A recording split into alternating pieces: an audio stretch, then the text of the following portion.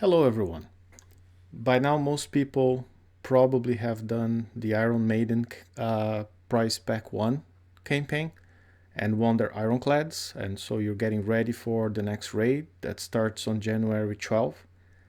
The Ironclads will be the easiest way to beat the targets where you don't need a lot of attention, so I hope people are by now building theirs.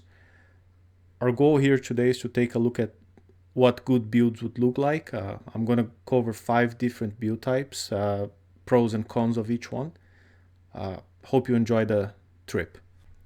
The very first thing to understand about the Ironclad, it's a blitzer. It's the fleet you will play when not paying much attention or just let it play on autopilot. When it gets to full bloodthirst after killing 5 buildings, it actually becomes over 99% resistant to ballistic and radioactive damage if you build it right. Meaning it's going to take very little damage and it's going to allow you to score a lot of points in the raid before you have to dock and repairs or coin repairs.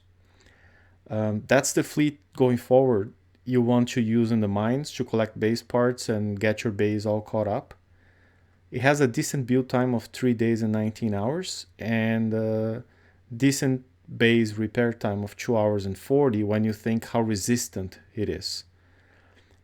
It's a unique ballistic siege hull because it has a very, very large splash bonus of 200% and 100% resistant to stun. These two things are tailor-made for the Scourge targets we'll see.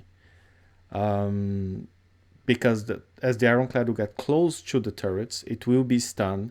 I mean, other ships would be stunned, but the Ironclad won't because it's 100% resistant. I still see people getting confused about the Scourge. The Scourge we're seeing this time is, other than the name, has nothing to do with the Scourge we had in 2015. These guys will be dealing ballistic and radioactive damage only. No corrosive, no concussive, no torpedoes, cannons, and launchers. That's what it is. Their turrets will do a lot of splash damage and shockwave damage. So it's important to have speed and keep moving so you outrun the splash. Evade might also play a factor as you want to avoid shockwaves as much as you can. And remember, there will be lots of moving parts, like walls and turrets will surface as you get close and block your path and all of a sudden pop up and start firing at you. So it should be very interesting. The ships can be displaced by walls if they surface right underneath you. The displacement itself won't damage your ships, but may push them towards a turret that wasn't firing at you, and now all of a sudden you're taking firing. The Ironclad cannot outrange any of the turrets in the Scourge targets, so they will always take fire, but with 99 point something percent resistance and then 400 deflection, just drive them like a bull in a china shop and just rush. That's the fun of it. You don't need to think much. The two ideal cannons for the Ironclad are either the Mauser, that was just released as the perfect pairing for the Ironclad, or the Earthshaker. Here's a comparison between the two. The reason the Earthshaker is the second best option is because both have splash and decent building damage. And with 200% splash bonus, just by hitting one turret, you're probably going to kill 2-3 more nearby with that splash. Cannons without splash, even if they do more damage, you're going to have to fire and kill one turret at a time, except maybe for the pack, the particle accelerator, when it gets the big blue boom. That one may damage or kill the other turrets. But, other than these 3 cannons, I would avoid cannons without splash. In terms of DPS comparison, you can see the last line. The Mauser does 40% higher than the Earthshaker at R7. An R15 Earthshaker will close the gap a little bit, but still be inferior. The fact the Earthshaker deals the damage in 3 salvos doesn't matter because the turrets don't have deflection. So there's no worry about lower damage per salvo or anything like that. The Earthshaker gives a armor bonus, and that's going to make a big difference in your repair time and your durability. And it also gives a speed bonus, which makes a huge difference in terms of how fast your ironclads will move. So, even though the Earthshaker is the weakest of the two, it has benefits in terms of durability and speed. I call this one the mid-level Speedy build. And I call it Speedy Gonzalez because it gets to a combat speed of 46. It's the fastest you can get. And that's because of the Earthshakers. All the bonus and the nuclear accelerator. So I'm assuming that's for people who only did the first prize pack, got the Ironclad, did not get Cannon System 4, did not get the Mauser cannon, so go all Earthshakers, be fast. You're gonna get a lot of armor, 21,000. You also get a big repair time bill when they die. But like I said, these guys are tanky, right? So this build here does massive building damage, plus 740%. It has a medium to low evade, but it has a very nice splash. So it's 6 splash plus 200%. So 18 now, right? It's awesome. You can probably get the 3 turrets in an island just by firing at one of them. It's a very quick build, under 10 days. I went light on the armor, right? Could have gone heavier with D5C. That would bring the build time to 14 days and change. It's very long. But would bring up deflection and more armor, but the repair time shoots like 6 hours per ship or something like that. It gets really crazy. If you're going to drive this, you can add some arbalests. There's plenty of room. If you're autopiloting, do not mix cannons with a range of 50 with the Earthshaker at 47, or the Earthshakers run the risk of never firing because their range is going to be a lot shorter. Like an arbalest will have 90 range and the Earthshaker will have 84.6. It's probably not going to fire. Okay, so that's the first build. It's the fastest one to get done.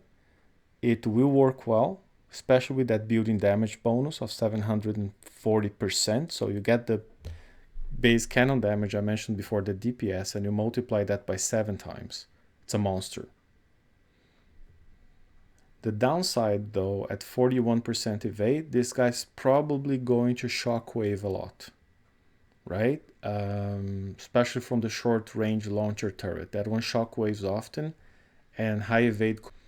Another option, if you want the range, is what I call the hammer build. This guy has higher DPS because of the cannons chosen. There's a lot of packs. There are 2 arbalests. It has a decent speed of 37. Not as fast as Speedy, that one's 46. It does a very good damage and has a possibility of the boom from the particle accelerators. It has very high evade at 70%, so this guy will shockwave a lot less. And the build the way I have may have a weight issue if you don't have Shipyard 4. It's probably going to be overweight. In that case, you can just take one particle accelerator off and put a Siege Cannon S, a Siege Cannon Z, something lighter, right? If you don't think you need all that evade, again, go back to putting Siege Targeting 3 or Drum Reloaders in place of Guidance Scrambler. It's a trade-off. If you manage to do Prize Pack 2 in the Iron Maiden campaign, you can replace Nuclear Accelerator with the Cannon System 4, gain a damage bonus, but then your speed's gonna go down. And you may take splash damage more than you would at 37. This is what I call the purebred build. This is what kind of like Kixeye had in mind when they released the combo. They expected everyone to use the Mauser cannons and the Cannon System 4 with the Ironclad. You need CL3 and Speed System Siege Battery is mandatory. You're going to see every single build has CL3 and Siege Battery. Some people can do LA3, like layered armor, instead of the CL3 special, and then just load on radioactive armor. But that build is heavier because layered armor adds more weight than CL3 to your ship. This ship is very slow at 33. It's probably going to take a lot more splash damage from the long-range cannon and the long-range launcher turrets.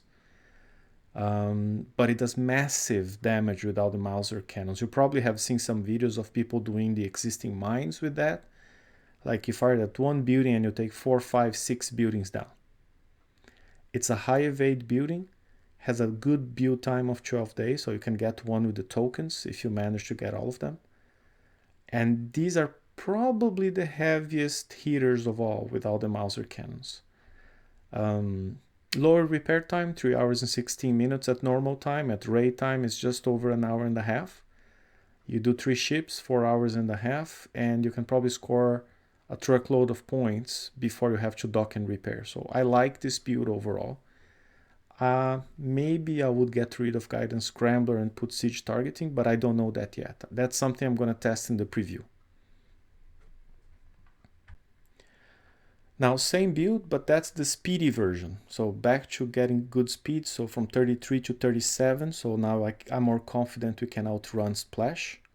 And awesome turn speed for maneuverability in case walls come up and block your way. I'm using Magnus Drive 2. And that guy has an accuracy penalty, but against turrets it doesn't matter because accuracy against buildings is always 100%. It always hits. So that gives you good speed. And then instead of GS3 for evade, I used Ion Thruster. It gives you evade. At the same time, it gives you a lot of turn. So it's medium-low evade, 40%. Fast turner. Especially if your ships are not ranked, that makes a difference. And still massive damage dealt with massive splash damage. So I like that one.